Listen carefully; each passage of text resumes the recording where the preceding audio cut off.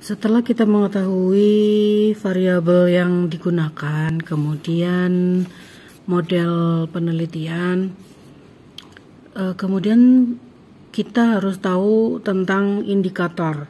Indikator itu merupakan variabel dalam penelitian yang dapat menunjukkan ataupun mengindikasikan kepada penggunanya tentang sesuatu kondisi tertentu sehingga dapat digunakan untuk mengukur perubahan yang terjadi. Jadi dia itu fungsinya adalah untuk mengukur. Oke. Nah, kan tiap-tiap variabel, contohnya kayak yang ada di sini ada kepuasan, kepercayaan, service quality, dan loyalty. Nah, masing-masing variabel ini kan ada variabel lagi yang digunakan untuk mengukur. Nah, yang untuk mengukur ini namanya indikator. Ya. Nah, masing-masing indikator masing-masing variabel itu memiliki indikator sendiri-sendiri, berbeda satu dengan yang lain. Contoh kayak kepuasan. Ini bukan patokan ya, tapi ini contoh saja. Contoh indikator dari kepuasan itu ada 5, indikator dari kepercayaan ada 6, service quality indikatornya ada 4, loyalty indikatornya ada 5. Nah, indikator-indikator ini yang nantinya berfungsi yang pertama untuk kita mencari jumlah responden, ya. Kemudian yang berikutnya kita menggunakan indikator itu sebagai pertanyaan untuk kuesioner, ya.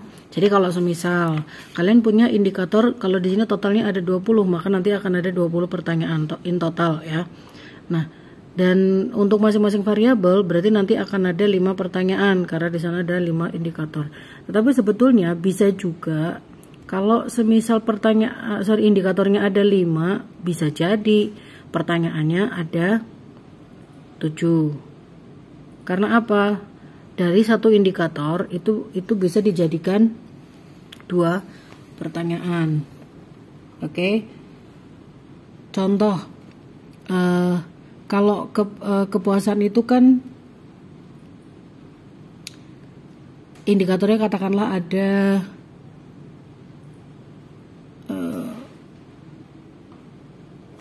yang membuat seorang konsumen itu puas. Contoh pelayanan yang ramah, kemudian harganya yang murah, contoh ya. Nah, kemudian pelayanan itu kan sebetulnya ada beberapa gitu ya. Nah, dari satu indikator ini bisa dijadikan 2 pertanyaan dalam kuesioner. Itu boleh, itu bisa saja, ya. Tapi kalau mau lebih mudahnya, ya satu variabel ada 5 indikator, nanti bisa dijadikan 5 pertanyaan dalam kuesioner. Di sini pertanyaan ini maksudnya adalah pertanyaan tertutup, karena dalam kuesioner itu pertanyaan ada 2, tertutup dan terbuka. Oke. Nah, yang akan dibahas kali ini adalah dari indikator ini kita bisa mencari tahu tentang jumlah responden atau tidak. Nah, kita bisa mencari jumlah responden berdasarkan indikator yang kita miliki. Oke. Nah, ada 2 pendapat bagaimana cara kita mencari jumlah responden. Yang pertama, populasi yang diketahui, dan yang kedua populasi tidak diketahui. Nah, kalau populasinya tidak diketahui, kan kita tidak bisa mengambil sampel, ya kan? Responden ini kan adalah sampelnya kita. For some cases kita tidak bisa mengambil satu populasi itu sebagai sampelnya kita. Contohnya gini deh, kalau semisal kita punya 2000 populasi, kan agak sulit kalau semisal kita mau mengambil 2000-2000-nya nih sebagai sampelnya kita. Kita jadikan semuanya sebagai responden kita, kan agak sulit. maka kita sampling mereka. Kita pilih, ada caranya, bagaimana caranya kita memilih responden atau sampel ini. Oke. Nah, itu namanya teknik sampling, akan kita bahas di lain kesempatan. Nah, kalau yang semisal kita punya populasinya itu hanya ada 50, apakah kita perlu sampling? Apakah kita perlu memilih mereka supaya bisa kita jadikan responden? No, tidak perlu. Kita bisa ambil semuanya, kita bisa pakai keseluruhan dari populasi tersebut, kita jadikan sebagai responden kita.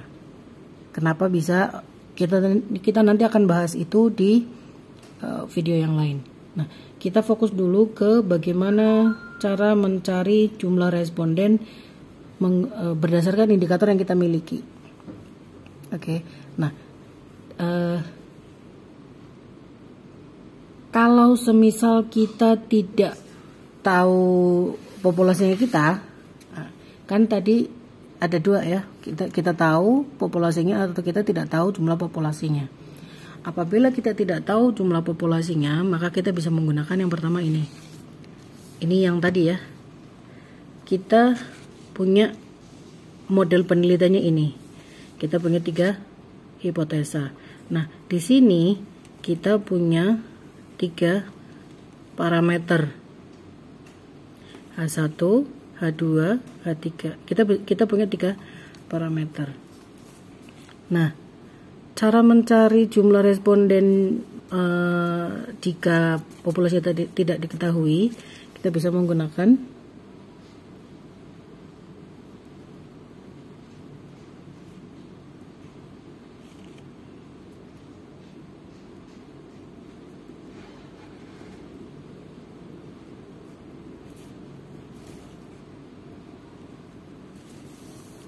kita bisa menggunakan rumus ini.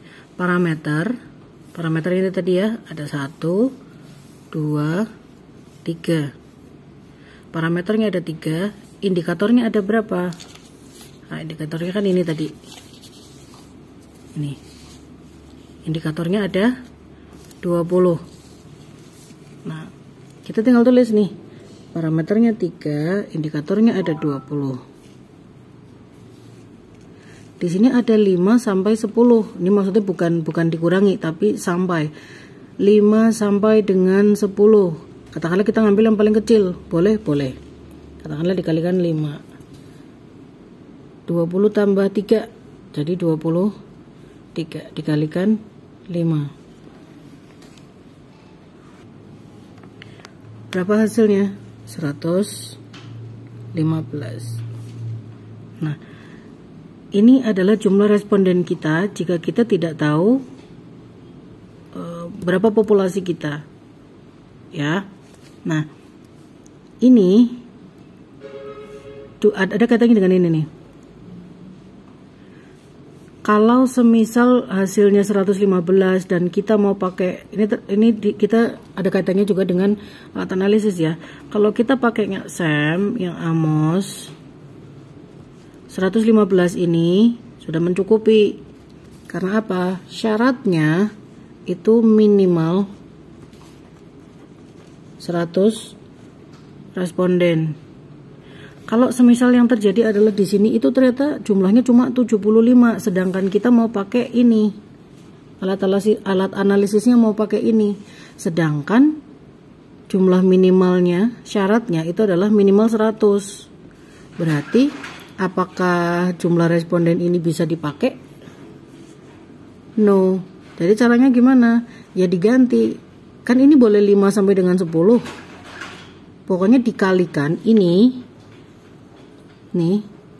Dikalikan 5 sampai dengan 10. Boleh 6, boleh 7, boleh 8, boleh 9, boleh 10.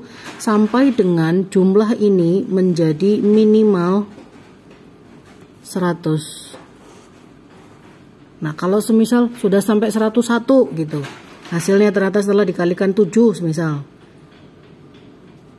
jumlahnya adalah 101, berarti stop, selesai. Karena apa?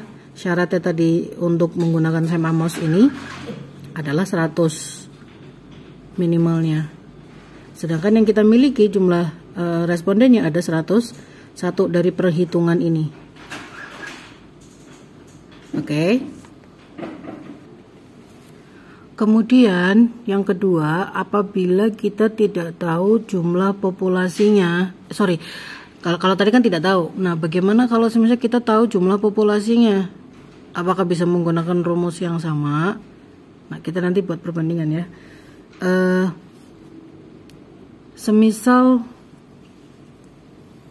kita punya populasinya adalah populasi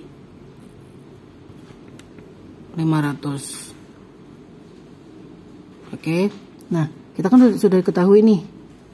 Nah, kita bisa menggunakan yang namanya rumus Slovin. Rumusnya adalah N per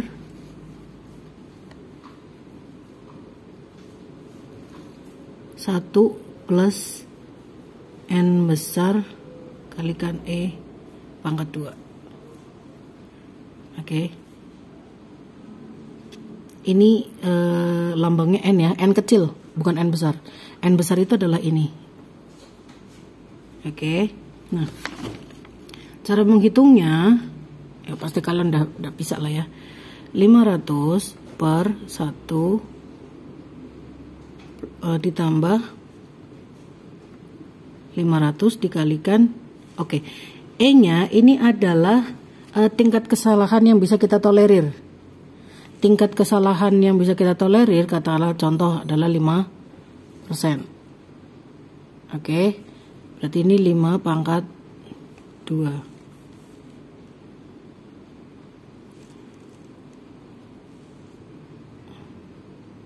Oke.